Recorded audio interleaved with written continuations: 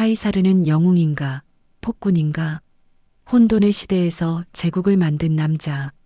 불멸의 이름, 카이사르. 카이사르라는 이름은 2000년이 지난 오늘날까지 단순한 개인의 명칭을 넘어 강력한 상징으로 남아 있습니다. 서구권의 제왕을 뜻하는 카이저와 차르는 모두 그의 이름에서 유래했으며 의학 용어인 제왕절개의 기원이 되었다는 설은 그의 불멸성을 증명합니다. 하지만 이러한 위대한 이름 뒤에는 끊임없는 논쟁이 따라붙습니다. 그는 과연 로마 공화정을 붕괴의 길에서 구원한 영웅이었을까요? 아니면 자신의 무한한 야망을 위해 로마의 전통을 파괴한 독재자였을까요? 이 영상은 그의 복합적인 삶을 통해 이 질문에 대한 다층적이고 깊이 있는 분석을 시도합니다. 카이사르가 활동했던 후기 로마 공화정은 이미 붕괴의 길을 걷고 있었습니다. 파트리키와 플레부스 간의 오랜 정치 투쟁을 거치며 발전했던 공화정은 포에니 전쟁 이후 막대한 영토와 부를 얻으면서 제국주의로 변질되기 시작했습니다. 이 과정에서 로마 사회는 벌쪽파와 민중파라는 두 개의 큰 파벌로 나뉘어 극심한 대립을 겪게 되었습니다. 엄밀히 말해 정당이 아닌 이 파벌들은 원로원의 전통적이고 헌정적인 경로를 선호하는 벌족파와 전통 대신 유권자에게 직접 호소하는 방식을 택한 민중파의 정치적 성향 차이를 보여주었습니다. 이러한 혼돈의 시대적 배경은 카이사르와 같은 강력한 리더의 등장을 필연적으로 만들었습니다.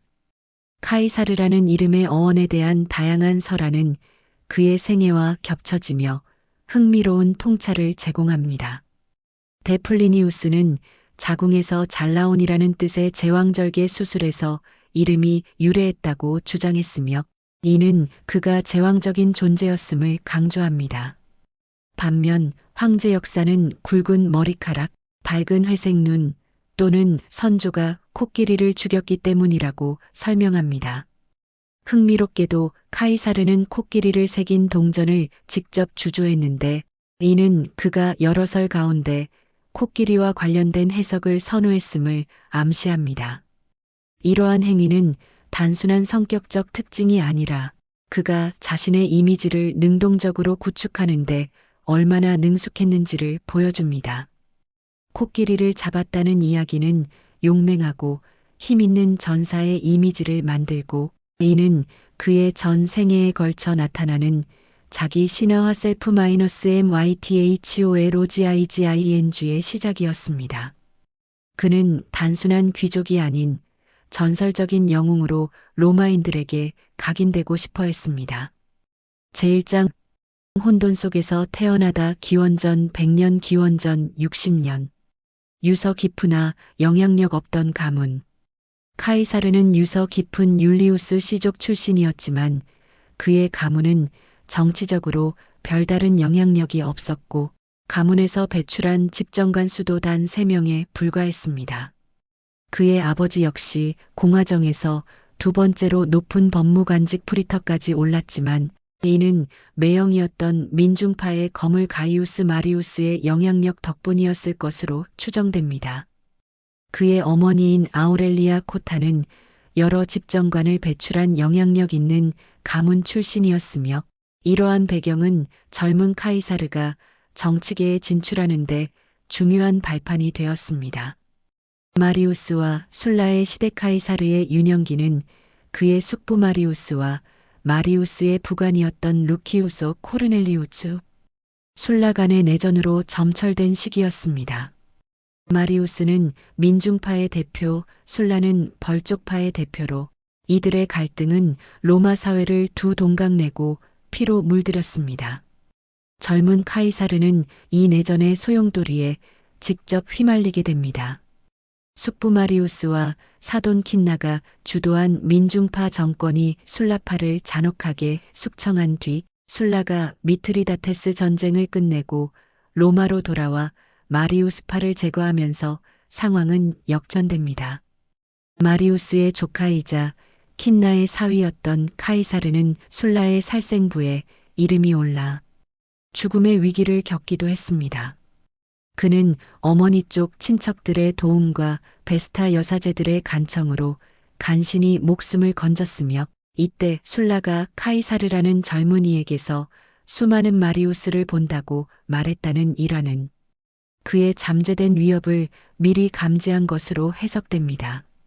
마리우스와 술라의 내전은 카이사르의 정치적 DNA를 형성하는 결정적인 경험이었습니다.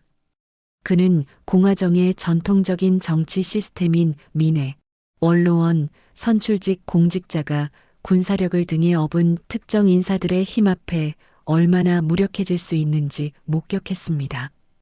이 경험은 그에게 무력 없이는 권력도 없다는 냉혹한 현실을 가르쳤으며 훗날 자신이 갈리아에서 확보한 군대를 동원해 루비콘 강을 건너는 행동의 근본적인 원인이 되었습니다.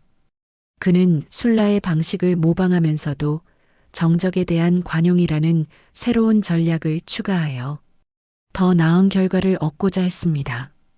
청년 카이사르의 야망. 술라의 시대가 끝난 후 카이사르는 변호사로 활동하며 뛰어난 웅변술로 이름을 알리기 시작했습니다. 그는 특히 부패한 전직 총독들을 고발하는데 앞장서며 민중의 지지를 얻었고 키케로로부터 칭찬을 받기도 했습니다. 이 시기의 상징적인 일화가 바로 해적에게 납치된 사건입니다. 해적들이 터무니없이 낮은 몸값을 요구하자 그는 오히려 몸값을 2.5배나 올리라고 소리치며 그들을 하인처럼 부렸습니다. 풀려난 후에는 약속대로 함대를 조직해 해적들을 모두 잡아 십자가에 못 박아 처형했습니다. 이 일화는 젊은 카이사르의 대담함과 자신감, 그리고 강렬한 복수심을 잘 보여줍니다. 제2장 야심을 위한 위험한 동맹. 제1차 삼두정치 기원전 60년에서 기원전 53년. 세 거인의 연합과 공화정의 무력함. 기원전 60년경 카이사르는 로마의 두 거물인 그나이우스 폼페이우스 마그누스와 마르쿠스 리키니우스 크라수스를 규합하여 비밀스러운 정치적 동맹인 제1차 삼두정치를 결성합니다. 이 동맹의 목적은 각자의 정치적 이익을 실현하고 원로원의 전통적 권위를 무력화하는 것이었습니다. 전통적인 로마 공화정은 민회, 원로원, 선출직 공직자가 서로 견제와 균형을 이루는 체제였으나 이 비공식적 동맹은 기존의 제도를 우회하며 로마 정치를 좌지우지했습니다. 삼두 정치의 힘으로 카이사르는 집정관에 당선되고 폼페이우스의 퇴역병을 위한 토지 분배, 법안과 같은 민중지향적 법안을 민회를 통해 통과시켰습니다. 이러한 현실은 힘의 균형이 공화국의 원칙에서 개인의 군사력과 재력으로 완전히 넘어왔음을 의미합니다. 공적인 법과 제도가 아닌 사적인 이해관계와 군사적 힘이 로마를 지배하는 새로운 정치 패러다임이 확립된 것입니다. 동맹의 붕괴와 대결 구도.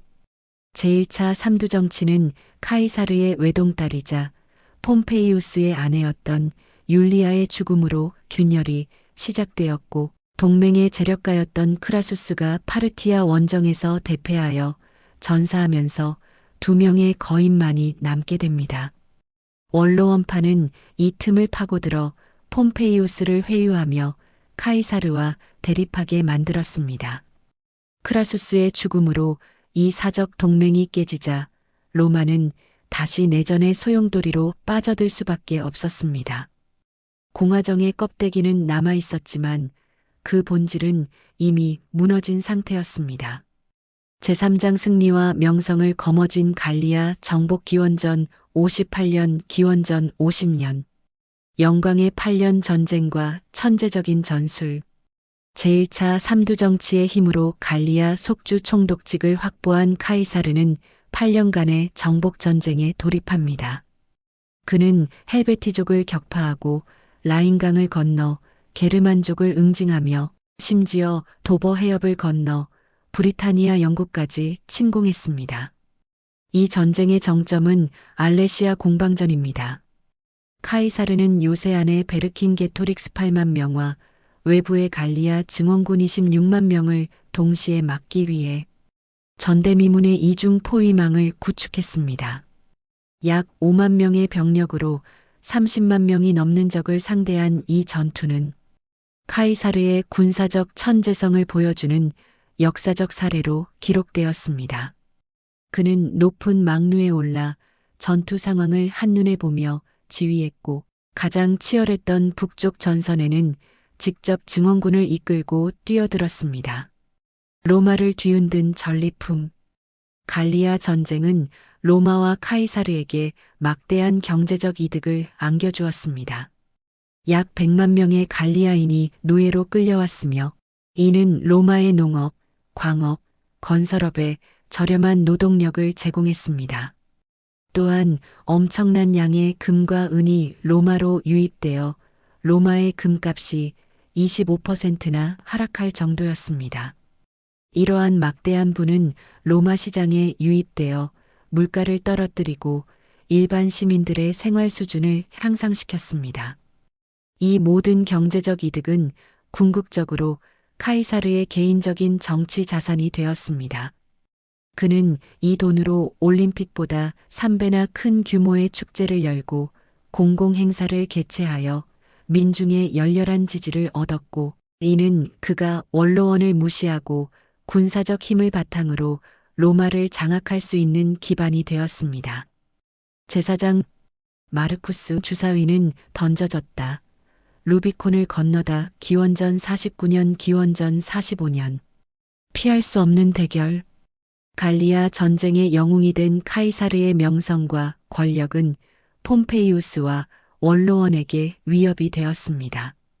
포에니 전쟁 이후 막대한 영토를 차지한 원로원 귀족들이 농장을 건설하며 로마 중산층 병사들의 토지 분배를 막았고, 이로 인해 민중들의 불만이 고조된 상황에서 원로원은 카이사르를 경계하기 시작했습니다.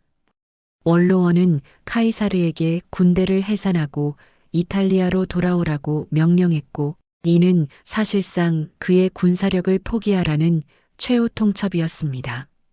루비콘 강 도하와 파르살루스 전투. 카이사르는 기원전 49년 1월 12일 군대를 이끌고 이탈리아 본토와 갈리아 속주의 경계인 루비콘 강을 건너며 내전의 서막을 열었습니다. 로마법에 명백히 위배되는 이 반역 행위는 주사위는 던져졌다는 그의 돌이킬 수 없는 결단을 상징하는 불멸의 명언이 되었습니다. 내전의 승패는 기원전 48년 파르살루스 전투에서 결정되었습니다.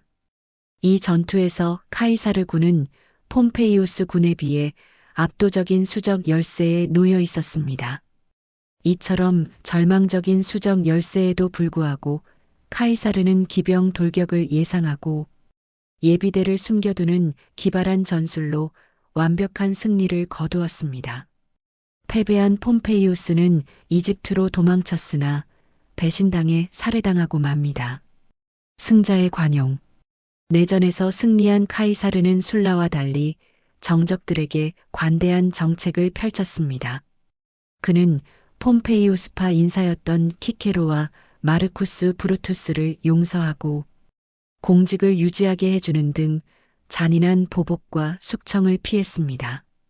이러한 관용은 단순한 인자함이 아니라 냉철한 정치적 계산의 결과였습니다.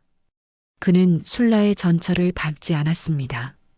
술라는 살생부를 통해 수많은 적을 만들었지만 카이사르는 적을 용서하고 자신의 편으로 끌어들여 반대 세력의 결집을 막고 내전으로 피폐해진 로마 사회를 안정시켰습니다. 하지만 이 관용은 양날의 검이었습니다. 그는 암살이라는 최후를 맞이함으로써 관용이 공화주의자들의 반발심까지는 누그러뜨리지 못했음을 비극적으로 증명했습니다. 보수파인 카토 등은 카이사르가 동등한 로마 시민을 용서할 자격이 없다고 반발했으며, 이는 관용이 공화정 이념을 믿는 자들에게는 오히려 오만으로 비쳤음을 의미합니다. 제5장 종신 독재관, 새로운 로마의 설계자 기원전 46년 기원전 44년 독재관의 개혁과 새로운 시대의 선언. 내전에서 승리한 카이사르는 기원전 44년 종신 독재관에 취임하며 로마 사회 전반에 걸친 대대적인 개혁을 단행했습니다. 가장 유명한 것이 바로 율리우스력 제정입니다. 그는 이집트 원정에서 얻은 지식을 바탕으로 기존의 부정확하고 제사장들이 정치적 목적으로 날짜를 조작하던 로마력을 태양력 기반으로 바꾸었습니다. 그는 1년의 길이를 365.251로 정하고 4년마다 윤년을 두는 체계를 마련했습니다. 이 개혁은 단순히 기술적인 문제를 해결하는 것을 넘어 카이사르가 새로운 로마의 창시자라는 이미지를 구축하기 위한 상징적 행위였습니다. 그는 이미 무너진 구체제의 권위를 상징하는 제사장의 몫이었던 달력 관리를 자신에게 가져옴으로써 자신이 곧 로마의 질서와 미래를 책임지는 유일한 존재임을 선언했습니다. 클레오파트라와 군주 행세. 카이사르는 내전 중 이집트 내전에 개입해 클레오파트라를 여왕으로 옹립했습니다. 클레오파트라는 기원전 46년과 44년에 로마를 방문하여 카이사르의 별장에 머물렀고 둘 사이에서 아들 카이사리온이 태어났다는 소문이 돌았습니다. 이는 공화정의 가치를 중시하는 로마 귀족들에게 큰 반감을 샀습니다. 한편 카이사르는 공식적으로는 왕관을 거부했으나 그의 행동은 사실상 군주와 다름없었습니다. 그는 대머리를 가리기 위해 평상시에도 월계관을 쓰고 다니는 특권을 얻는 등 극심한 허영심과 과시욕을 보였습니다. 이러한 행보는 공화정을 수호하려는 원로원 세력의 의심을 더욱 키웠고 결국 암살이라는 비극적 결과를 초래했습니다. 제6장 운명의 3월 15일과 그 이후 암살의 전말과 이상주의자의 결단. 기원전 44년 3월 15일 카이사르는 원로원 회의에서 마르쿠스 브루투스와 가이우스를 비롯한 60여 명의 공화파 의원들에게 암살당했습니다. 이 유명한 사건에서 등장하는 브루투스, 너마저? 라는 대사는 셰익스피어의 희곡에 의해 널리 알려진 것으로 역사적 진실은 아닐 가능성이 큽니다. 암살자들의 동기는 복합적이었으나 그 중심에는 공화정을 수호하려는 이상주의적 신념이 있었습니다. 마르쿠스 브루투스는 자신의 친아버지의 원수였던 폼페이우스 편에 서서 싸울 만큼 정의를 중요시하는 인물이었습니다. 그는 카이사르에게 용서받고 많은 은혜를 입었음에도 불구하고 암살에 가담했는데 이는 그의 행동이 개인적 원한을 넘어선 자유라는 대의를 위한 것이었음을 보여줍니다. 공화정의 종말을 알린 암살. 암살자들은 카이사르를 죽인 후 자유가 회복되었다고 외쳤지만 그의 죽음은 로마를 더 큰 혼란으로 몰아넣었습니다. 암살자들은 과거의 공화정 원칙에 집착했지만 당시 로마 시민들은 이미 공화정이 제공하는 자유보다 강력한 지도자가 가져다주는 안정과 질서를 더 원했습니다. 이 간극은 공화정의 이념이 더 이상 현실적인 정치적 해법이 될 수 없었음을 의미합니다. 카이사르의 후계자인 옥타비아누스는 안토니우스, 레피두스와 함께 제2차 삼두 정치를 결성하여 암살자들을 처단하고 권력을 장악했습니다. 결국 옥타비아누스는 로마 제국의 초대 황제 아우구스투스가 되어 로마를 실질적인 재정 체제로 이끌었습니다. 아이러니하게도 공화정을 되살리려던 카이사르의 암살 행위가 오히려 로마 재정의 도래를 가속화한 것입니다. 그의 죽음은 로마 공화정의 최종적이고 비극적인 종말을 상징합니다.